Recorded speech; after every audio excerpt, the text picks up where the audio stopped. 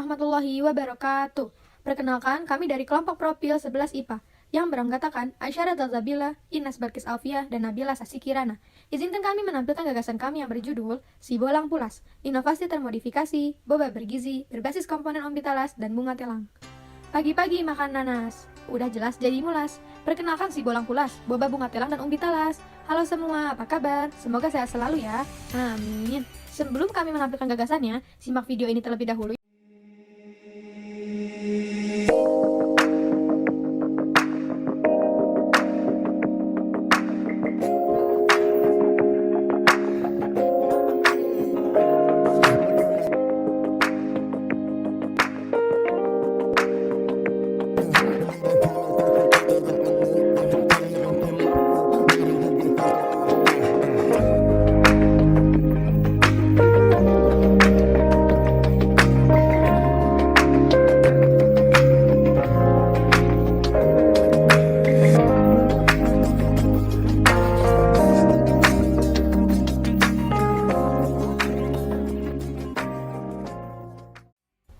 Zaman sekarang nih, siapa sih yang belum tahu apa itu boba?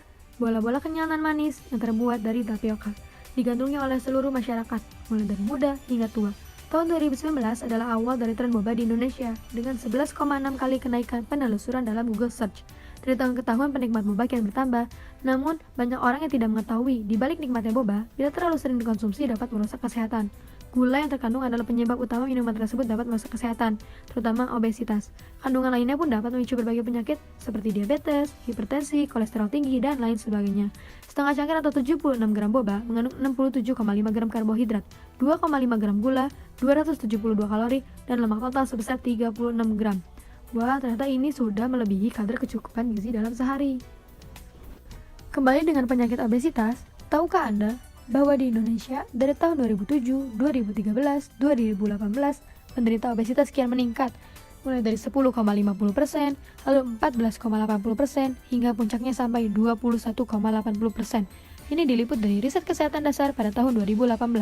Menurut Kementerian Kesehatan, seorang bisa dikatakan obesitas dengan melakukan perhitungan indeks massa tubuh, yaitu menggunakan perbandingan berat badan dibagi dengan tinggi badan seseorang. Serupa dengan obesitas, di Indonesia diabetes juga mengalami peningkatan dari 5,70% pada tahun 2007, lalu 6,90% pada tahun 2003, dan terakhir 8,50% pada tahun 2018. Seseorang dapat dikatakan diabetes atau tidak dengan melakukan pengukuran gula darah menggunakan batas normal gula darah, yaitu 70-120 mg per desiliter. Kadar ini setara dengan 1 sendok teh gula dalam 1 galon air. Untuk meminimalisir tingginya gula pada minuman boba, solusi yang banyak diterapkan masyarakat adalah dengan memberi konsumen pilihan, seperti ukuran gelas, mulai dari gelas berukuran besar, kecil, atau reguler. Takaran gula pun dapat dijadikan pilihan dengan extra sugar, less sugar, half sugar, atau bahkan no sugar. Tak lupa dengan es batu, kedai boba menyediakan less ice, half ice, dan no ice. Namun hal ini belum dapat menyelesaikan permasalahan kasus boba yang terjadi. Penggunaan talas dan ekstrak bunga telang dapat menjadi inovasi termodifikasi bahan pembuatan boba. Pembuatan boba pada umumnya menggunakan bahan dasar tepung tapioka. Hampir 90% dari boba adalah tepung tapioka. Tapioka sendiri memiliki kadar pati yang tinggi, kalori dan gula berlebih, serta nutrisi yang kurang. Hal inilah yang menjadikan boba berbahaya bagi tubuh, bahkan tidak memberi nutrisi bagi tubuh.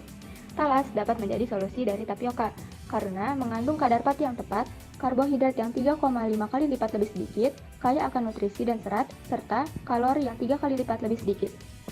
Pemanfaatan umbi talas sebagai bahan pangan masih terbatas. Biasanya talas hanya direbus, dikukus, digoreng, ataupun diketuk. Padahal Indonesia termasuk produsen terbesar talas dengan produksi dari Bogor sebanyak 57.000 ton per tahunnya. Lanjut ke komponen kedua, yaitu bunga telang.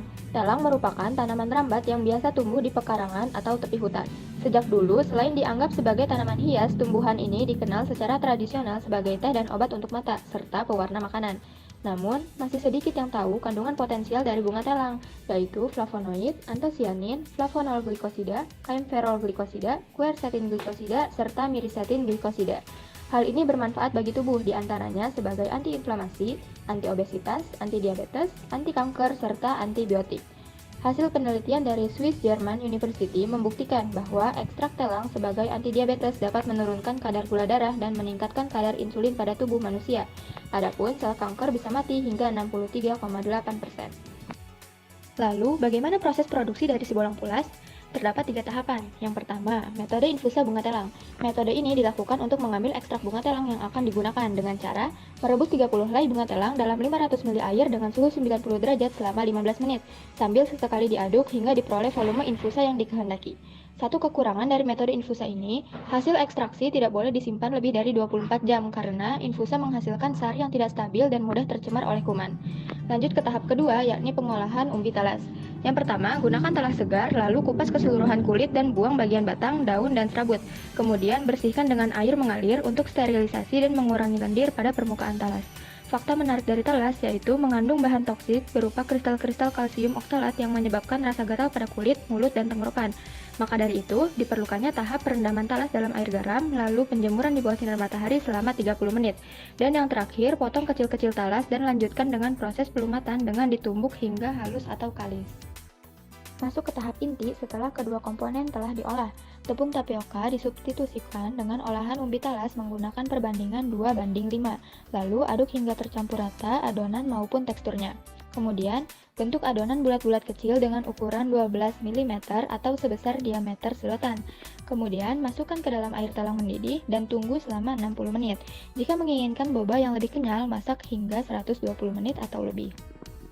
Berdasarkan campuran komponen boba termodifikasi yang telah dianalisis, di samping masih kurangnya pemanfaatan SDA dengan baik dengan banyaknya produksi umbi talas serta bunga telang, kedua materi ini dapat memperbaiki gizi buruk pada boba atau dapat dikatakan umbi talas dan bunga telang merupakan perpaduan yang tepat.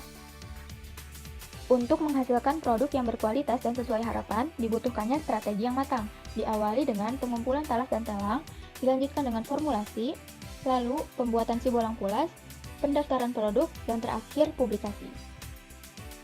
Pada penelitian si bolang talas tentunya perlu didukung oleh BPOM atau Badan Pengawas Obat dan Makanan, lalu Majelis Ulama Indonesia, Pangan Industri Rumah Tangga, dan juga kelompok tani.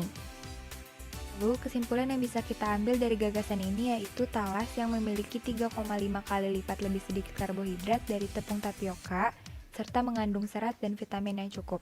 Begitu juga dengan bunga telang yang memiliki manfaatnya tersendiri. Maka dari itu, si bolang pulas merupakan perpaduan yang tepat sebagai solusi dalam mengurangi pemicu obesitas, diabetes, dan dampak kesehatan lainnya. Untuk prediksi hasil dari gagasan ini adalah yang pertama, menghasilkan minuman kegemaran masyarakat yang tidak hanya kekinian, tapi juga memiliki nilai tambah dan kandungannya yang sehat. Yang kedua, talas menjadi alternatif sumber pati industri Indonesia, meluaskan eksplorasi SDA, mengeluarkan ketergantungan terhadap penggunaan tepung tapioka. Dan yang terakhir, mengurangi bertambahnya penderita obesitas, diabetes, dan penyakit lainnya akibat pangan bergizi buruk. Dalam teknik kegiatan ini memerlukan kerjasama antar banyak pihak yang saling menguntungkan, seperti kelompok tani, pengusaha bidang industri makanan dan minuman, konsumen penikmat boba, maupun pemerintah. Demikianlah beberapa hal yang bisa saya sampaikan. Sebelumnya, mohon maaf apabila di dalam penyampaian tadi mungkin ada kesalahan kata. Anak pintar dan pemberani, minum air di gelas bersih. Saya tutup presentasi kali ini. Salam hangat dan terima kasih. Wassalamualaikum warahmatullahi wabarakatuh.